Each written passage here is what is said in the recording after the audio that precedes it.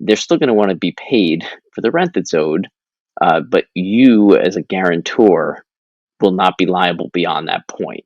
That's the basic good guy guarantee, and we'll get into some of the specifics that can make it more confusing. But guarantee by itself, some person or entity is responsible along with the tenant for all the obligations under the lease.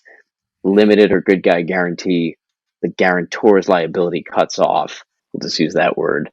But I would say usually, at least in New York City, if the landlord is agreeing to accept a letter of intent from a tenant and they're considering them for space, either we'll call it retail or office, it means that they're willing to consider them and there are no better candidates for the space, right? If there were a big credit-worthy Fortune 500 company for an office lease, let's say, you probably wouldn't even be at that level of discussion with the landlord, and we wouldn't be negotiating the lease. Somebody else would. So it's usually the best, most creditworthy tenant that's paying the most. They're the ones that get the lease issued.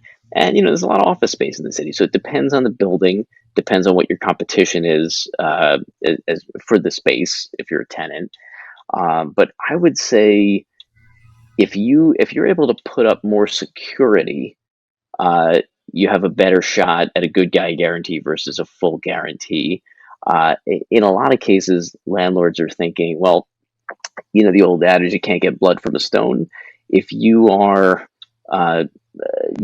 somebody who's, you have some assets, you have good credit, but you have limited resources to fully guarantee the lease, are you really going to get that much more from a principal of, let's say, a small company if you have them on the hook and you can sue them personally for everything?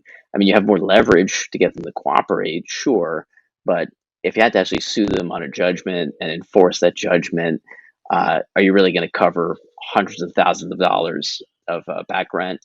Probably not. You're probably going to end up working something out anyway. So I think that all factors in, and it's really about for the landlord being able to mitigate their loss and not have to negotiate for like a termination fee or something like that, where less than the full balance of the rent is owed. I just gave like a real lawyer answer there, who has already signed one and thinks they have one thing and then it's another. If you hire a real estate attorney to negotiate the lease and the guarantee, this will be explained to you up front, and you shouldn't have this unless you're totally blanking, and you're spaced out when your lawyer is explaining this to you. This is something you absolutely need to understand before you sign.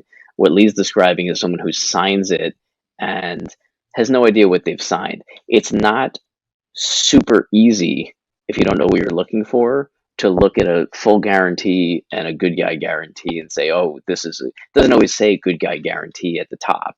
Doesn't even always say limited guarantee. And usually it looks very much the same as a full guarantee, but for one paragraph that usually it looks like, how they talk about how a lawyer should use plain English. This is like the opposite example. And it's the most legalese you can fit into one paragraph ever. That's the way I find it, at least the way most of them are drafted. They're suing the guarantor because that's the easiest judgment to collect upon. Usually a tenant entity is either going to be a single purpose entity and it's going to be very difficult to collect against, or it's going to be an entity that's managed by another entity that's managed by another entity, and there's going to be layers of corporate veils to pierce in order to collect anything. So landlords are going after individuals.